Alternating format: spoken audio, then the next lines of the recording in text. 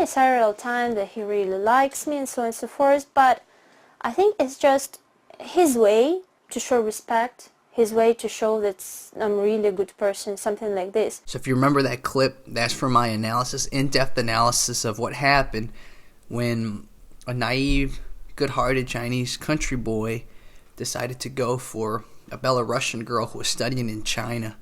And it was really sad because she's very practical. She understands how the world works. So she's taking advantage of him and his whole village. And I think most of you finished watching my analysis and you had this bad feeling in your mouth. You're like, man.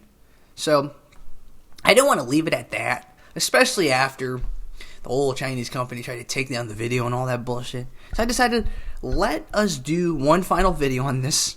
And what better than to see a 5-on-5 MMA match where the Belarusians get destroyed. Just to, give the country boy some vindication. Is that the right word or whatever? In any case, guys, this is kind of funny. It's kind of tongue-in-cheek, so please don't get offended if you're Belarusian. I don't have anything against Belarusians. It's crazy what happened in the dating show and in the aftermath. And in a way, it's like the mental, spiritual version of what we're going to see. But, of course, it was the Chinese country boy that got this type of pounding. So, enjoy the analysis. This is from my other channel in case you're not subscribed to it. Ooh, that guy almost started early. Yeah, early. Yeah. They're like, F it, whatever. Yeah. This is 5-on-5. Yeah. Oh, man, that guy's just taking shots to the chin. Yeah. He's like, He's like, I don't care. All right. Because they already, Team USA already lost one. So, like, we're just going to break people. Good. Great. So that's great. So here's what he did. He controlled the hips. If you can control the hips, you control the entire body. Mm-hmm. The guy was still holding on to a guillotine attempt, even though he was in side control. Mm-hmm. You can't finish that from there. You can do a neck crank from there, but it's pretty hard. You can sweep, of course. But yeah, he's still holding on. Yeah, the guy could have Von Flue choked him. Yeah, exactly. Yeah, I've been actually seeing quite a few more Von Flue chokes. This guy's going for it. Yeah, he's going for it. Looked like it was. In the UFC lately. I think it was like maybe a month ago I saw a really public one. Wow. Or a really showcased one. Dang, dude, that guy was dropping elbows. bombs. And the reason is, Ryan told me his hand was broken at this point. Yeah, so that's why he's only using his elbows. Woo. You'll see later. Well, People when we should use elbows so much more. Man. Yeah. Like, you're going to break your hand. You have so many tiny bones in your hand. Yeah. And I don't even know if these guys are wrapped properly in Probably terms not. of their hands. Oh, man, this is actually going a lot longer. This is actually like everybody's in a jiu-jitsu match. Yep. Essentially. So this guy's he's had an overhook or he had a whizzer on one arm, and he had the head trapped on the other, going for the arm bar here. Now he's got to go to his side. He has to go to his side in order to straighten out. Oh, he got it. Yeah, he got it. Oh, wow. That's in deep, actually. Yeah. Look, the guy tried to stomp. Going for a stomp. Oh, nope, he's got that. He won. Great job. Holy and now go help Ryan. I wonder if he broke his arm. Looks like it. Dang. There's nothing scarier than feeling your knee or your elbow go pop, pop, pop. Yeah, exactly. It's terrifying. You're like, am I ever going to walk straight ever again? Yeah, exactly. Romulo was just in a jiu-jitsu tournament like a week ago, and he didn't tap, and they ripped his ankle apart. Ouch. And, he thought he was going to win on points, and he didn't win on points. Oh, no. And now he'll never walk the same ever again. Oh, my God. That guy is actually doing a pretty decent job about keeping him away. Yeah. So, rear naked going choke on over here. Easier to finish that rear naked if you go to your side or go to the back. But, okay, so mount escapes. If I was that guy, I would, that's impossible. Oh my gosh. Mount escapes, if somebody's got you in full mount, in my opinion, the best way to get out of that is to try and attack one of the legs. So you can slip right into a straight ankle lock or a heel hook if you oompa up and then get a knee in between you and your opponent and then go directly into the leg attack. And you'll see a lot of these top jiu-jitsu guys like Gary Tonin. They go they'll let somebody take mount just to attack their leg. Wow. Yeah. Because they know they're going to finish in submission. They're not even interested in getting points. This poor guy. Wow, he's bleeding. Oh, bro, just taking a beating. Just taking a beating. I don't think I could do that, man. I don't think I could hit somebody while somebody else was holding them. Yeah. It just didn't. It wouldn't feel fair to me. Yeah. I can't believe that skinny guy actually prevailed. Yeah. I can't believe that. Was he the one that got the armbar? Yeah. I believe, and I get the names confused. So I believe he's the submission specialist on their team. Yeah, if you remember the previous fight where he fought the Latvians, he's the guy who was trying to do all those heel hooks and everything. I believe that was him. Did you see how he went? He eventually was belly down, and that was because initially he was on his back, and then I said, go to your side. If you go to your side, then you can crank it more, and then you can transition to belly down. This guy got a premature start. Yeah. He tried to pull off the Verdum. He tried to pull off the flying jump kick in the beginning of the fight. Interesting. Fabricio pulled that kick off in front of with Gonzaga, and then he did it with Overeem, and then he did it with Travis Brown. He did a flying jump kick. This dude he had his eyes sort of rolling around in his skull while he's throwing hooks. Wow. Boom. Ouch. Temple shot. Yep. Oof. Got to get your legs in between you and your opponent. North-south is kind of a hard position to get out of, but basically, if you're in a north-south position, what you really want to do is you want to push their hips away. You want to control their hips as much as possible. I see. And keep your elbows in. You just don't want to get trapped in an arm bar. It's really easy for somebody, if they're in the top position, in a north-south position, to grab your arm and go for a Kimura and/or arm bar. Makes sense because their legs are already near your arms. Oh, rabbit punch right behind the ear. The Americans are learning these fight techniques that aren't allowed in MMA. It's the second fight, so they're like, okay. They're like, oh, we get it. There are no rules. Yeah. Got it. Exactly. So, of course, we got the dancing. Yeah. Good job, ladies. They're just, they're probably all, neurosurgeons, and they're just trying to make their money from med school. Exactly. That's the key. That's what they are doing. I wouldn't knock them. Yep. If I had to and I had the ability to, I probably would do it also. Yeah. Unfortunately, nobody wants to see me dance. So. At least not pay me for it. That'd be funny if these ladies actually weren't paid. They just did it as a favor. Let's say Sergey knew all of them from his bouncing days I'm or something. sure Sergey knows plenty of people. Yeah, exactly. This guy's 19. Yeah. I wonder where you pick these guys. Where do you farm these guys from? Well, he's got a pretty good Muay Thai plum there. Yep.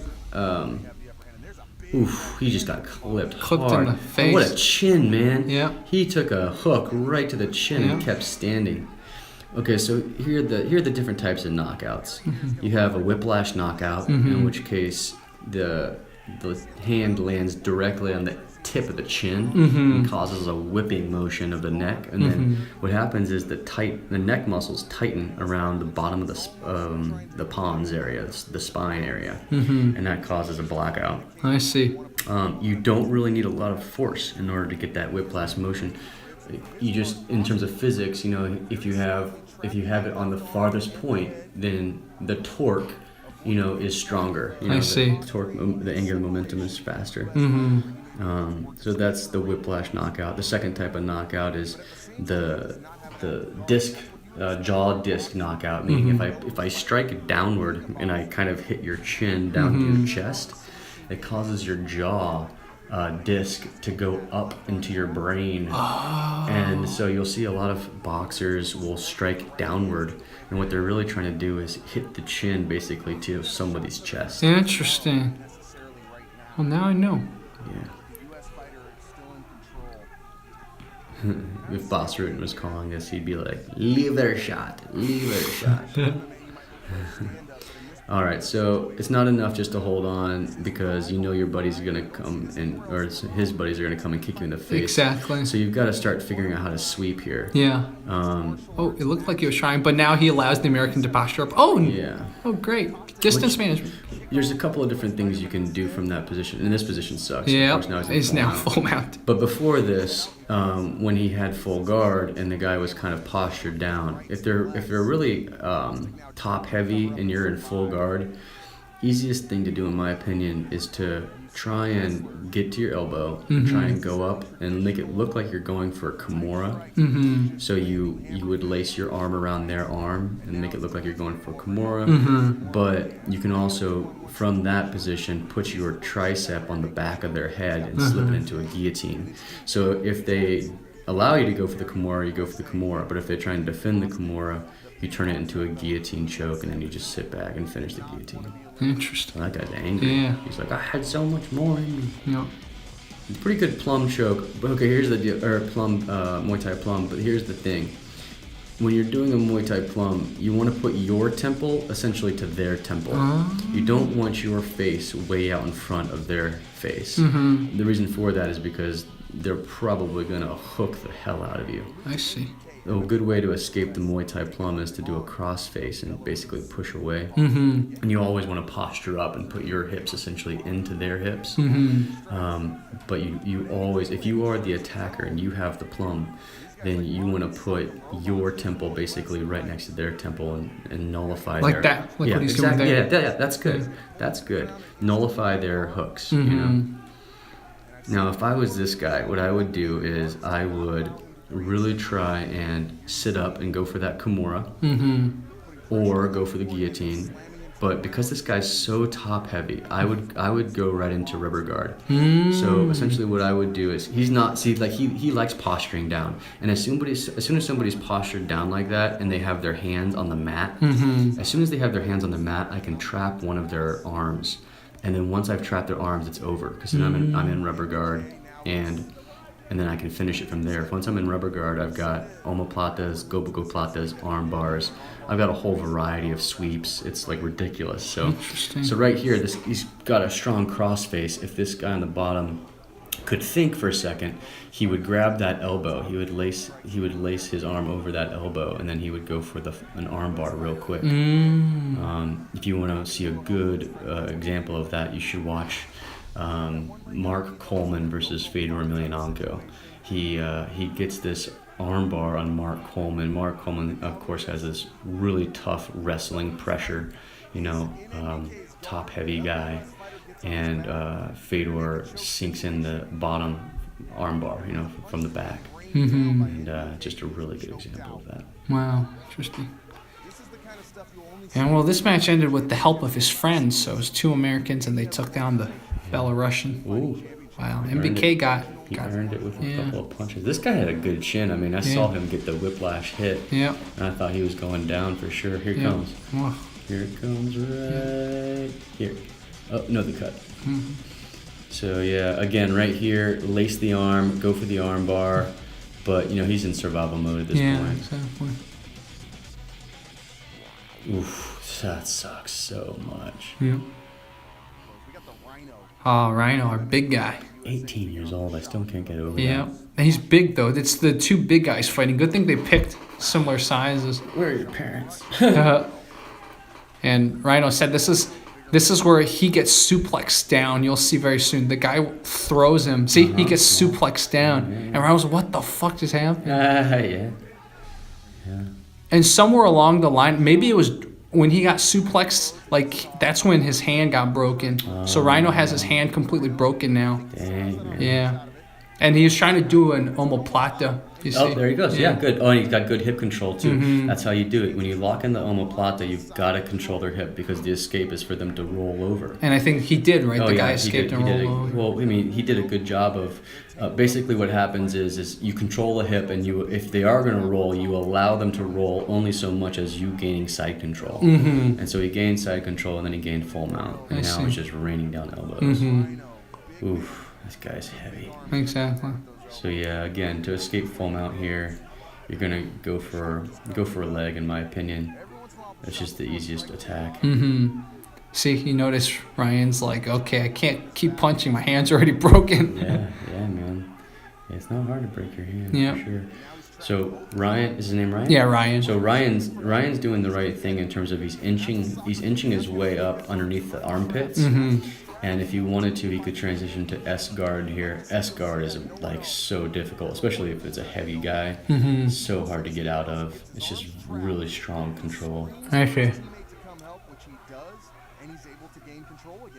And Ryan's. Ooh. Yep, I think. I feel for this bottom guy. Yeah, the bottom guy. He's just got total control over the situation here.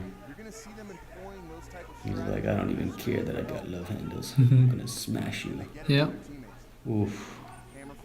Picking his shots. Beep, Yep. beep, boop, boop. Going for a choke here. Trach choke. That's so uncomfortable. And that This knee. guy. Knee to the face. Yep. Boss rooting. Yep. Knee to the face. Man, I can't even imagine the adrenaline dump after this fight. Yep. Bam! Right in the face, dude. The scariest thing, dude, about these fights is that a strike could come out of nowhere. Yeah. And you could, like, the thing is that if you prepare for a punch, if you see a punch coming, you can absorb it to some degree. If you have no idea that a sucker punch is coming, it can literally end your life. Yeah. This happened in a K1 fight just this last week. This guy got kneed in the face, and I think he thought that the round was over. And he started to return to his corner, and the opponent was like, "Nope," and just clocked him hard. And he went to the ground as if he was dying. Oh my God. Yeah, he looked like he was just bleeding profusely from the cranium. Ugh. Oh, this was the north-south Yeah, position. this is north-south. So what he wants to do is push the guy's hips away. Push the guy's hips away. He's trying to pinch the guy's head into his knees. It's not going to work. You don't have enough leverage. Yeah, Right? Yeah. it's just not what you want to do. You can try and, if he was to put his right arm down and sort of trap the base of that guy's right leg, he can try and sweep. Again, don't forget you have to get 2 bases before you sweep in that direction. But this guy's got pretty decent north-south pressure. I mean, it's not wonderful, but the thing is the guy on the bottom's kind of holding himself here. Yeah. If the guy on the bottom could, transition almost immediately into a leg attack. You could go for a heel hook if you wanted, or at least go for a toe hold. And now he's mounted, and he's getting 2 people. Oh, man, I think I would think about this for the rest of my life. Yeah. If I was the guy on the bottom getting destroyed, I think I would probably wake up in the middle of the night going, oh, no. Yeah. I should have done this. Yeah. If only I knew how to escape now. Exactly. Oh my God. I mean, the only thing you can do in this scenario pretty much is cover up. Yeah, exactly. Cover up until your friends arrive, but unfortunately his friends won't arrive. Yeah. Oh, he's angry. Yeah, no need to be angry, man. But I get why, because they just got their butts kicked by the Polish, and now they got their butts kicked by the Americans, and everyone thought the Americans were kind of like the weakest ones. So. Huh, I wonder why. Yeah. I wonder why. Oh, man. Boom, boom. Man, they're straight up going for the rabbit punches. Elbows. If you want to learn how to throw really good elbows, especially from the guard, you gotta look at George St. Pierre. George St. Pierre? Okay. George St. Pierre. John Jones does a really good job, but it's mostly because they learned from the same guy how to throw elbows from the guard. Interesting. Now we have Sean Barnett. Oh, the guy kicked him into the post. That's the Fabricio special. Wow. The Verdum special right there. But he gets the guy on the ground. Got a good single leg, goes directly to side control. Oh, this was So he's trying to hold on to the guillotine choke, but the guy's already inside control. It looks like, what the heck is going on here? It looks like there's 2. Oh, they're interwound. So he's going for the guillotine choke, but he's got him inside. He's got him in half guard here, so that's not going to finish. He's not going to get that. Good job in the sweep. He bumped him, yeah. Good sweep. Because it looked like he was trying to go for the Von Flue choke, right? Sean Barnett was trying to. So. Yeah. Here, this guy's got a pretty. Ouch. He's doing a good job controlling the posture. Yeah. He looks like he's trying to set up a triangle here. Yep. He's got good control. Goes for the armbar. Great transition. Now here he needs to go to his right side. But then the guy postures up, so he needs to hook that knee. He should hook underneath the right knee of the opponent. Good finish there. He definitely dislocated that elbow. Oh, that's... I heard it. I heard it go pop, pop. Ouch. Yeah, you can tell he's gone. Yep. Jeez. Sucks. if you have a really crappy tear like that, you need to get on what is it? It's there's a supplement that's really, really helpful for repairing tears. Oh. Collagen. I need to take some. Oh my goodness, it's so helpful. I had the worst pectoralis tear, and it was so bad I couldn't even open up my car door. Ouch. And after 3 months of collagen supplements, literally back to brand new. It was awesome.